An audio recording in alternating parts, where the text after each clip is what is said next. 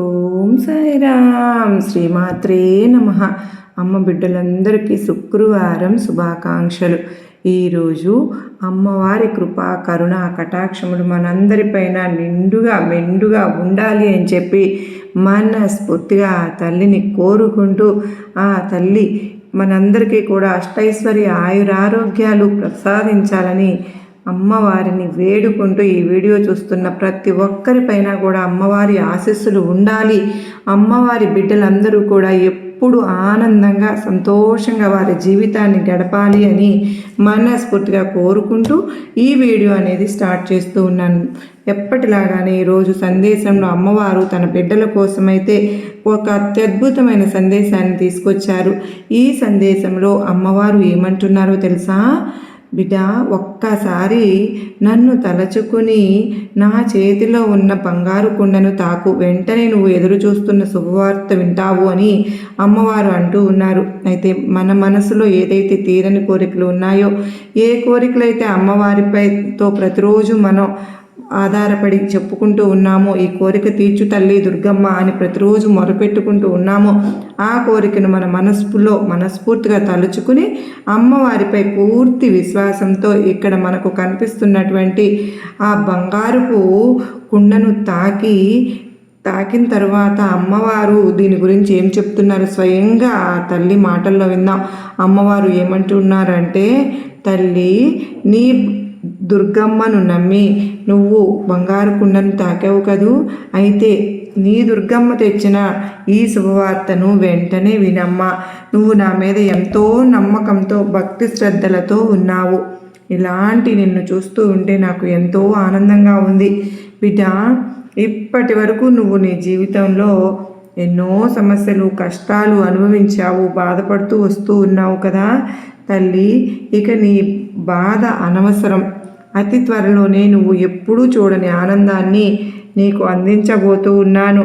ఇవాల్టి రోజున నీ జీవితంలో అత్యధికమైనటువంటి అద్భుతమైన ఆనందాన్ని అందుకోబోతున్నావు తల్లి. నువ్వు నిజంగా ఈ తల్లిపై నమ్మకం అనేది ఉంచుకుంటున్నావు. ప్రతిరోజు కూడా ఇలా చెబుతున్నావు దుర్గమ్మ అని మనసులో అనుకుంటూ ఉన్నావు కూడా.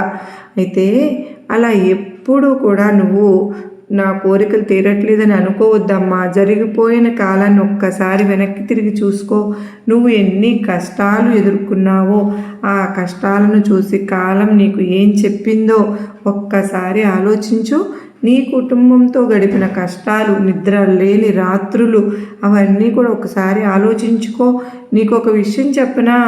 నువ్వు ఎంతో నమ్మిన నీ స్నేహితులే ఇప్పుడు నీతో లేరు కదా. వారు నీతో లేరని బాధపడవద్దు. ఎవరు ఉన్నా లేకున్నా నేను నీతోనే ఉన్నాను కదా. నీ ఆపద సమయంలో కూడా ఏదో ఒక రూపంలో వచ్చి నీకు సహాయం చేస్తూనే ఉంటాను. నీ కష్టాలను, సమస్యలను వీటన్నింటినీ నేను మోస్తూ వస్తున్నాను. ఇది నేనేం ఊరికినే చేయడం లేదులే. నువ్వు నాపై చూపే ప్రేమ, భక్తి, నమ్మకం వల్లనే నీ కష్టాలను నేను మోసాను. నీ ఆనందమే నా ఆనందం బిడ్డ. పిల్లల ఆనందం కంటే తల్లిదండ్రులకు కావలసిన ఆనందం ఏముంటుంది? సంతోషంగా ఉండడమే కదా మీరు కావాల్సింది నాకు. నీ కష్ట సమయంలో కూడా దుర్గమ్మ నీ దుఃఖం తట్టి మరీ నీకు పరిష్కారం చూపుతూ వస్తూ ఉన్నాను. ఎవరైతే నిన్ను అవమానించారో వారి ముందు నిన్ను ఉన్నత స్థాయిలో నిలబెట్టాను తల్లి. నువ్వు అప్పుల్లో కూరుకునిపోయి ఉన్నప్పుడు, కష్టాలతో సతమతం అయిపోయినప్పుడు నీకు ధైర్యాన్ని ఇచ్చి నీకు మంచి మార్గం చూపించింది నీ దుర్గమ్మ.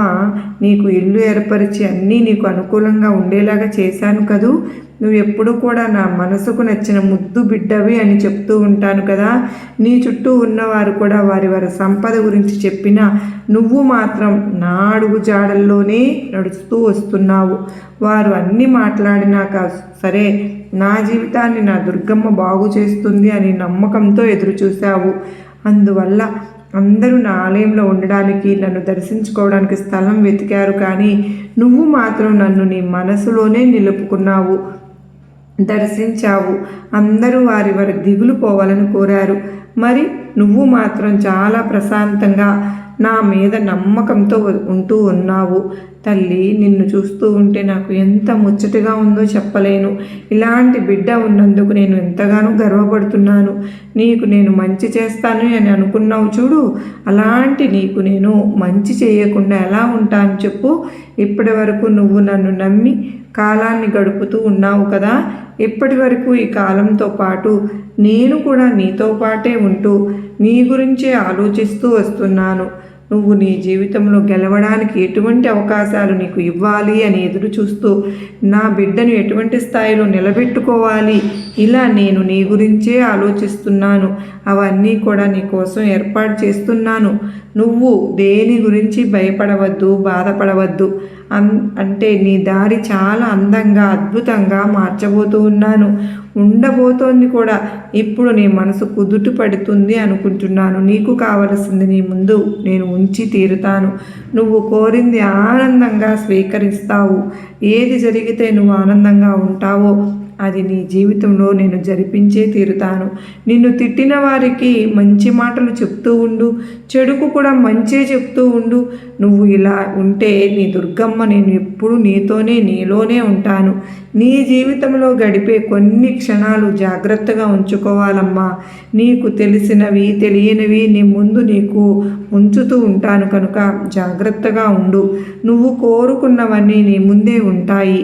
నీ జీవితం నీ చేతుల్లోనే ఉంటుంది. నీ కష్టాలకు ఒక ముగింపు అనేది పలకబోతున్నాను. భయపడవద్దు. భయం వేస్తే నీ దుర్గమ్మ నాకు మంచే చేస్తాను అనే గట్టి నమ్మకంతో నీ మనసుకు చెప్పు. అంతా మంచే జరుగుతుంది. నీకు నీ బాధ అంతా నాకు తెలియదనుకున్నావా? అన్నింటికీ నేను ముగింపు పలుకుతున్నానుగా. అప్పటి వరకు నువ్వు నమ్మకంతో ధైర్యంగా ఉండాలి తల్లి. అప్పుడే అంతా అయిపోతుందని ఎందుకు అనుకుంటున్నావు?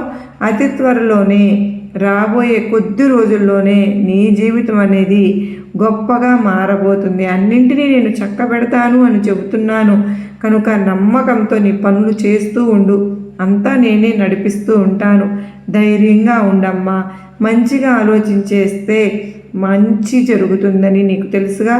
నీతో పాటు నీ కుటుంబం కూడా ఎంతో ఆనందంగా ఉంటుంది. ప్రశాంతంగా ఉంటారు మీరందరూ కలిసి.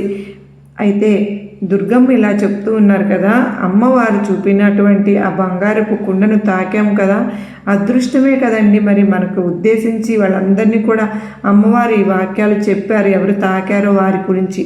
వాళ్ళు ఆ బిడ్డలు ఎలాంటి వారు అంటే ఎన్ని కష్టాలు వచ్చినా సరే అమ్మవారి మార్గంలో నడుస్తున్నారు కనుకనే వారికి వాటి నుంచి బయటపడి చాలా ఆనందంగా, సంతోషంగా ఇవాళ రోజున ఉన్నారు. అంటే మన బాధను తగ్గించడానికి అమ్మ మన కోసం మాట్లాడడానికి ఇవాళ రోజున మన ముందుకు వచ్చారో అంటే మన భాగ్యములో రాయబడింది. అంటే మన భవిష్యత్తును గురించి అమ్మ మనకు చక్కని పరిష్కారం అనేది చూపిస్తూ ఉన్నారు. అది యాదృచ్ఛికం కాదండి. నీతో నేనున్నాను, ప్రతి కన్నీటిలో నేనున్నాను. ఎందుకంటే నేను కేవలం పూజించడానికే మాత్రమే కాదు తల్లి, నీతో సాంగత్యం చేయడానికి కూడా వస్తూ ఉన్నాను. కొన్ని రోజులు నువ్వు ఏడుస్తూ ఉంటున్నావు, నేను మంచివాళ్ళనా, యోగ్యుడినా, ఏదైనా మార్పుకు భాగం కాగలనా, నా సమాధానం విను అంటూ యోగ్యుడివనే నేను చెప్తూ ఉన్నాను కదా తల్లి. అత్యంత కఠినమైన మార్గాన్ని నీకు ఇచ్చిన ప్రతి నిజమైన పరీక్ష కూడా కఠినంగా ఉన్నా, ఎందుకంటే చరిత్రలో నీకు నువ్వు నీ సంఘర్షణ అనేది నీకు మాత్రమే కాదమ్మా, ప్రతి ఒక్క నీ సంఘర్షణ ఆ శక్తిలో భాగం. అది భవిష్యత్తులో ఎవరికైనా మార్గాన్ని చూపిస్తుంది అని అమ్మవారు చెప్తూ ఉన్నారు. నీ గాయాలు ఒకరోజు ఎవరికో ఒకరికి రక్షణ కవచంగా మారబోతున్నాయి. నీ నిశ్శబ్దం ప్రార్థనగా మారుతుంది. నీకు ఎప్పుడు కూడా నీకు మంచి జరిగేలాగా నీ దుర్గమ్మను నేను చేస్తూనే వస్తూ ఉన్నాను. అమ్మవారి నీ ప్రవర్తన ఎంత బాగుంటుంది అంటే నువ్వు చేయవలసిన పనులు, నువ్వు సంతోషంగా ఉండాలి అనుకుంటావు ప్రతి ఒక్కరిని. నీకు ఏమి బాధ పెట్టవలసిన అవసరం అనేది ఎవరికి లేదు. నీకు 100 జన్మల అదృష్టం ఉన్నమట్టే ఇవాళ నీ వైపు చిరునవ్వుతో నువ్వు అందరినీ పలకరిస్తున్నావు. నీ చక్కని చిరునవ్వును ఒక్కసారి వారికి కనిపించేలాగా చేస్తూ ఉన్నావు. అంతే వారి ముఖం మీద ఉన్నటువంటి చిరునవ్వు అంతా కూడా నీకు సంతోషాన్ని కలిగిస్తూ ఉంటుంది. ప్రతి ఒక్కరూ బాగుండాలనే చెప్పి నువ్వు ఎప్పుడు కోరుకుంటూ ఉంటావు. అదే నీకు వాళ్ళ రోజున మంచి జరుగుతూ ఉంది. నీకు ధైర్యంగా ఉండు. నీకు దుర్గమ్మ నీకు ఎంతో ధైర్యంగా ఉంది. నీ మాటలు నాకు చాలా బాగా అర్థమయ్యాయి అని చెప్తూ ఉన్నావు. కానీ మళ్ళీ మొదటికే వచ్చేస్తూ ఉంటున్నారు కొంతమంది నా బిడ్డలు. ఇలా నా బిడ్డలలో ఒక్కొక్కరు అలా ఒక్కొక్క రకంగా ఉంటే మరి అందరికీ కూడా నేనే కదా సర్ది చెప్పుకోవాల్సిన అవసరం ఉంది. తల్లి, నువ్వు ఇక ఒక్క విషయం అయితే గుర్తుపెట్టుకోమ్మ. చివరిగా నేను ఎంత చెప్పినా సరే, ఎన్ని దారులు చూపించినా సరే, నీకోసం చూపించిన దారులు అనేవి నువ్వు చూడందే నేను మాత్రం ఏం చేయగలను చెప్పు తల్లి. మిగతా బిడ్డల్లాగా నువ్వు కూడా మంచి దారిని అనేది చూసుకుంటూ నేను చెప్పిన మార్గంలో నడుస్తూ ఉంటే గనక నీ జీవితం ఎంతో అద్భుతంగా మారుతుంది. ఇవాళ రోజు నేను మార్చేస్తాను. కొంతమంది బిడ్డలకు మాత్రం ముందుగానే చెబుతూ ఉంటాను, కొంతమంది బిడ్డలకు మాత్రం బుజ్జగించి చెప్పవలసి వస్తోంది. మరికొంతమంది బిడ్డలకు మళ్ళీ మొదటికి వస్తున్నారు, చెబుతూనే ఉంటున్నాను. వారి మనస్తత్వాన్ని బట్టి వారు ఎప్పుడు అర్థం చేసుకుంటారో అప్పుడే వాళ్ళకి నా మార్గంలోకి రాగలుగుతారు. అప్పటి వరకు నా బిడ్డలపై విసుగు చెందకుండా ప్రతిరోజు కూడా నా సందేశాలను తీసుకొని వస్తూనే ఉంటున్నాను. నువ్వు చూసినవన్నీ కూడా అన్ని రోజులు కూడా నీ జీవితం మారేంత వరకు కూడా, నువ్వు సంతోషంగా ఉండేంత వరకు కూడా నా మార్గాన్ని అయితే నీకు చూపిస్తూనే ఉంటాను. నువ్వు ఏ రోజు ఆ మార్గంలో నడుస్తావో, నీ జీవితం ఎప్పుడైతే మారుతుందో, నువ్వు నీ కుటుంబంతో ఎప్పుడైతే సంతోషంగా ఉంటావో ఆ రోజు నేను కూడా ఆనందంగా ఉంటాను తల్లి. అప్పటి వరకు ఈ తల్లి సందేశాలు నీకు అందుతూనే ఉంటాయి. నువ్వు ఈ విషయంలో ఎటువంటి దిగులు చెందవలసిన అవసరం లేదు. మళ్ళీ చెప్తున్నాను, నీకు ఈ జీవితాన్ని ప్రసాదించింది ఆనందంగా బ్రతకడానికి కానీ తప్ప దుఃఖంగా మార్చుకోమని కానే కాదు. సంతోషంగా ఉండు, బాధ్యతలు నాపై పెట్టు, కేవలం నీ పని నువ్వు చేసుకుంటూ వెళ్తే గనక మిగతాదంతా నేనే చూసుకుంటాను అని పదే చెప్తున్నాను. బాధలు కష్టాలు నీకు అవసరం లేదు తల్లి, అవి నాకు అప్పగించు. నేను నీ కుటుంబంలో ఉన్నంత వరకు నువ్వు సంతోషంగా ఉంటావు, ఆనందంగా ఉంటావు. మళ్ళీ చెప్పాను కదా, కొంతమంది బిడ్డలు ముందుగానే అర్థం చేసుకుంటున్నారని ఆ బిడ్డల వరుసలోకి నువ్వు కూడా ఉండాలి అనేదే నా తాపత్రయం. అర్థమైంది కదూ? అప్పుడే అతి త్వరలోనే నీ జీవితం అనేది మారుతుంది. నీకు మరొక విషయం చెప్పబోతున్నాను. అతి త్వరలోనే నీకు ఒక అత్యద్భుతమైనటువంటి అవకాశాన్ని కూడా ఇవ్వబోతున్నాను. జాగ్రత్తగా నువ్వు చూస్తూ ఉండు. ఆ అవకాశం రాగానే అందిపుచ్చుకుని నువ్వు కోరుకున్న లక్ష్యాన్ని నువ్వు సాధించే తీరుతావు. ఇది నీ జీవితాన్నే మార్చి విధంగా చేస్తుంది. అదే ఈరోజు ఈ సందేశంలో నా బిడ్డకు నేను చెప్పాలనుకుంటున్నటువంటి శుభవార్త. ఆ అవకాశం కోసం ఎదురు చూస్తూ ఉండు. చిన్నదా పెద్దదా అని అనుకోవద్దు. ఎలాంటి అవకాశం వచ్చినా సరే ఆ అవకాశమే నీ జీవితంలో గొప్ప మలుపును మార్పును తీసుకురాగలదు. వెంటనే ఆ అవకాశాన్ని నువ్వు అందుకుంటావు కదూ. సరే, అతి త్వరలోనే నువ్వు కోరుకున్నటువంటి నీకు నచ్చినటువంటి జీవితాన్ని పొందడానికి ఒక గొప్ప అవకాశాన్ని అయితే నేను నీకు పంపించబోతున్నాను. ఈ తల్లిపై నమ్మకం ఉంచి ఇక ప్రశాంతంగా ఉండు. ఒక్కసారిగా నీ జీవితం అనేది నువ్వు ఊహించని విధంగా మారిపోతుంది తల్లి. ఎంతో సంతోషిస్తావు. నీ కుటుంబంతో ఎంతో ఆనందంగా గడుపుతావు. నీకు ఆశ్చర్యపోయే విధంగా నీ జీవితాన్ని చూసి నువ్వు నాకు దుర్గమ్మ ఎంత అత్యద్భుతమైన జీవితాన్ని ప్రసాదించింది అని నాకు ధన్యవాదాలు చెప్తావు. గొప్ప జీవితాన్ని ప్రసాదించావు అమ్మా అని కూడా అంటావు. నా బిడ్డ రాక కోసం నేను ఎదురు చూస్తూ ఉంటాను, వస్తావు కదూ తల్లి అని అమ్మవారైతే తన బిడ్డలను అడుగుతూ ఉన్నారు. ఈరోజు అమ్మవారు ఇచ్చినటువంటి గొప్ప సందేశం ఏంటో తెలుసా అండి? ఈ సందేశంలో ఒక శుభవార్త అనేది ఉంది. గొప్ప అవకాశాన్ని ఇవ్వబోతూ ఉన్నారట అమ్మవారు. ఆ అవకాశంతో వారి జీవితం మొత్తం కూడా మారిపోబోతోందట.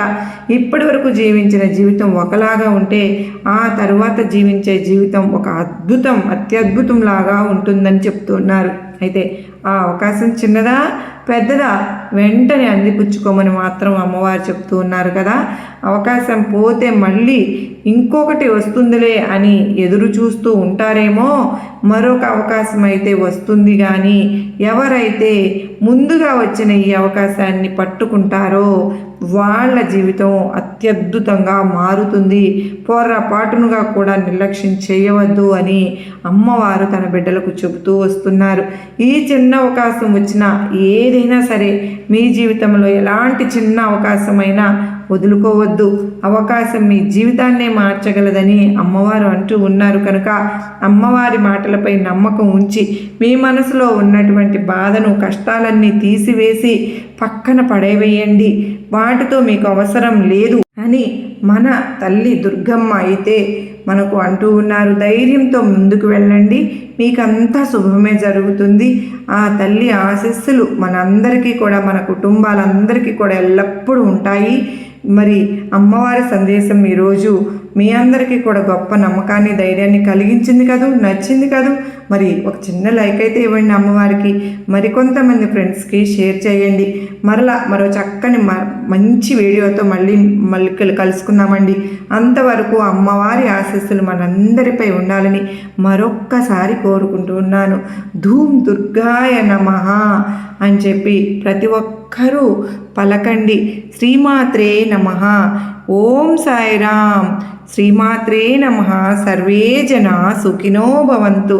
లోకా సమస్త సుఖినో భవంతు. అందరికీ కూడా మరొక్కసారి శుక్రవారం శుభాకాంక్షలు.